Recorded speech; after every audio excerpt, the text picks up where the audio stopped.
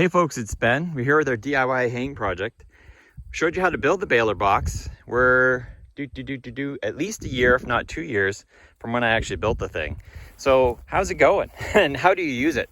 I showed you how to build it, but I didn't show you how we use it here. Well, it's going great. It makes wonderful bales. I actually haven't made one yet today, and I've hauled off all the old ones, but we'll make one, so you'll see.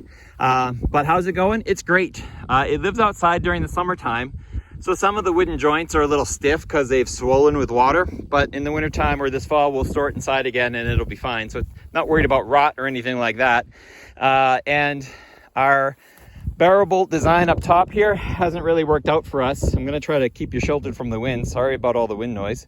It hasn't really worked out because when we get compressing, it tends to torque the box a little bit and the alignment gets poor and it doesn't work great. So I use the C-clamp. And I'll show you how when we actually use it here. Other design changes, I think that's it. We still use the bottom barrel bolt. It seems to do fine. If I had something to change, I'd probably, and I could do this, just move these lower so we have a little bit more string on top. And don't know if you guys, I think I did it in the build video. We made it so the head doesn't pivot, that we've actually screwed it flat to the shaft here so that it just squishes. It doesn't pivot or move or anything like that. And that worked out infinitely better. Other than that, it's been great. I also showed that we moved these up higher. And yeah, so how do you use this thing is ultimately why you're watching this video. And let me show you. Now, we're using baler twine for our bales because that's what you use it for. And what we do now is we used to just tie it individually in the field, but you can get a lot more production out of yourself if you pre-build these. So you tie a loop on the end, and that's for our screw in the back, and then it's just straight out the back.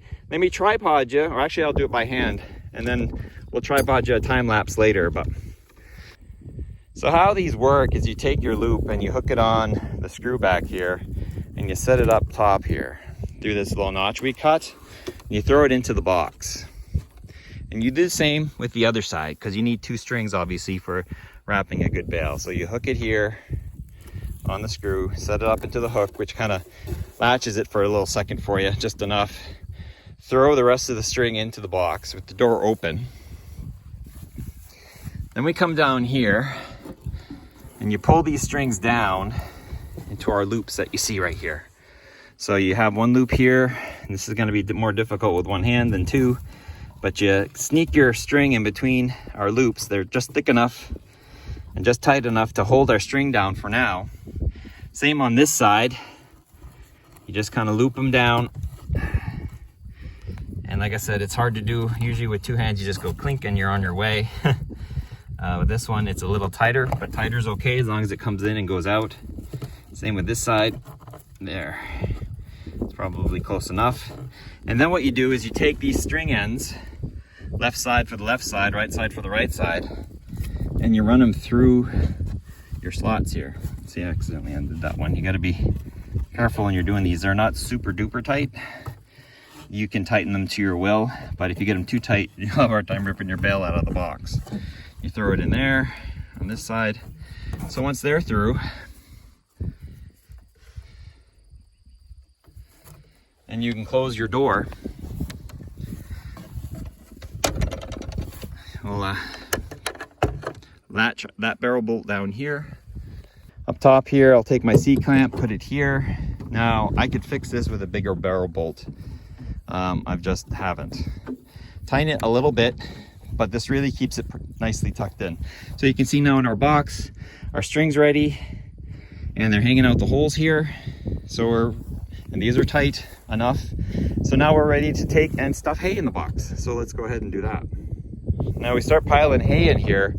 I have in the past, and with especially when you have an operator, have a packing stick that we use to pack the hay in as you go up.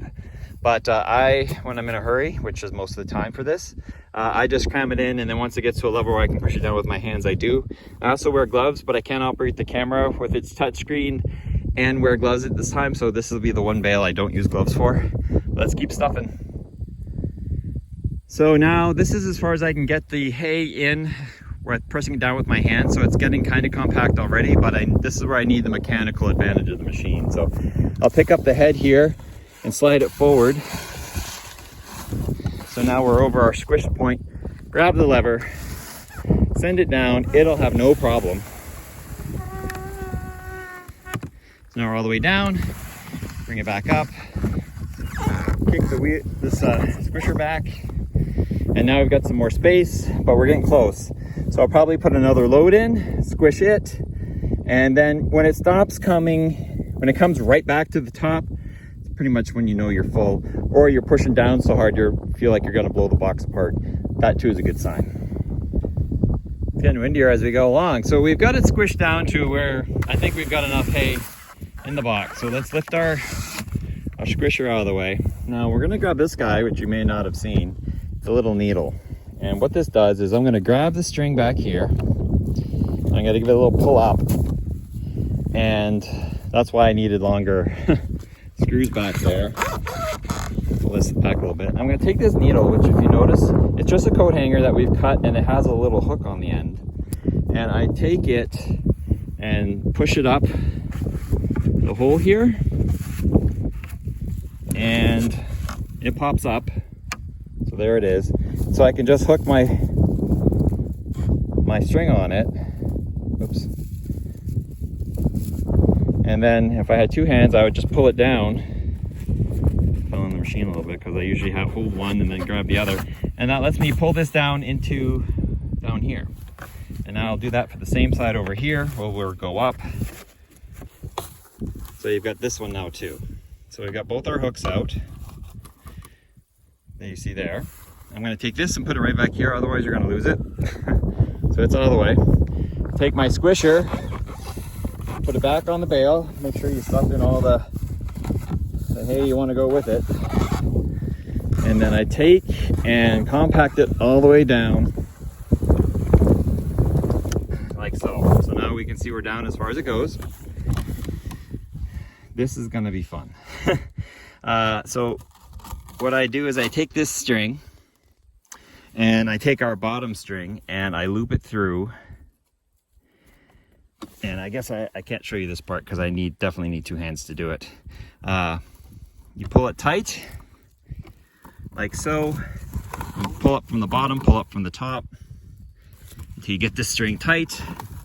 And then you tie a knot, just a basic, run the end through there and away you go. Do this for both sides. Let me tripod you on this part up close so you can see what's going on. So I push the bar down and I hold it down with my leg. I grab this string, pull up, pull down. I pinch it so it doesn't move, and then I just quickly tie a knot in the loose end. And that's it, she's tied. Same with this one, I'll run it through. Pull it this way, up and down, so that the string is tight. Our bale's still compressed.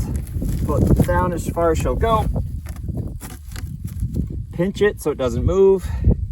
Tie a knot twice. We're done. That's it. Lift out the piston, the squisher if you will. Put it back to where it likes to be, which is resting on the edge there. I put my foot against the 2x4 and pull the bolt up and get it out of the way. And I release the C-clamp, which is really just pulling it aside, hang it on the top. Open the door with two hands usually, but in this case I'll use one. Pull the bale out and ta-da. One perfect hay bale. So let me do this again, but I'll describe it on the tripod and then I'll finish it up on time lapse so you can kind of get a better overview of what's going on. But they're good, but they don't like to be handled a lot. So you can throw it onto a trailer and haul it to the barn and throw it on the ground and throw it up, but you probably got about 5 or 6 throws before it starts getting torn apart. So it's not like machine squished forever, but it's good enough to store. Okay, so I'll try to do this from afar. The wind is really picking up here, so you might get covered in wind noise, but this is how the process goes. I'll try to be as fast as I can for the still, and then I'll do a time lapse on the end here for you. So I'm gonna take my 2 pieces of string and throw them down the bucket.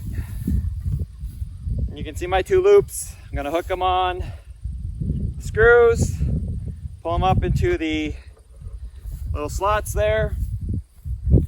I'm gonna open my door, and as I showed you before, I'm gonna just go ahead and click them through our little connections here. Kind of almost do it like flossing your teeth. Then I'm gonna run them through our door.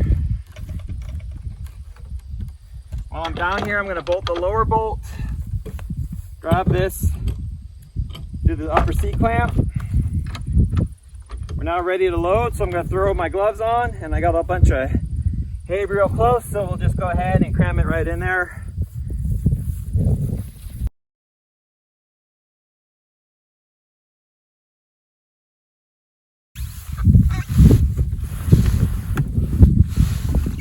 Got about one more to go.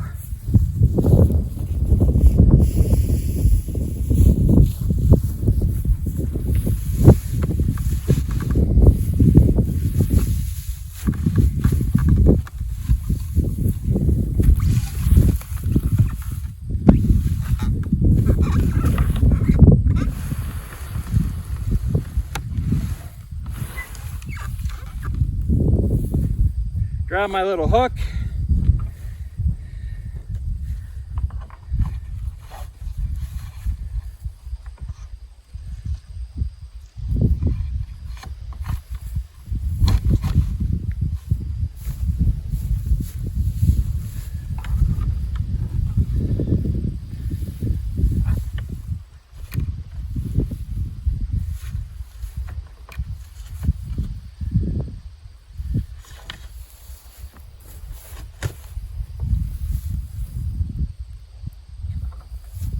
Final squish.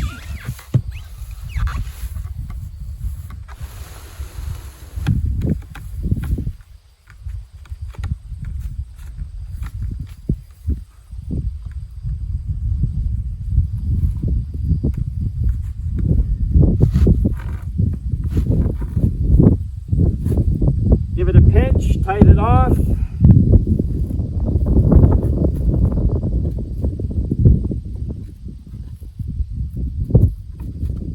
There's one.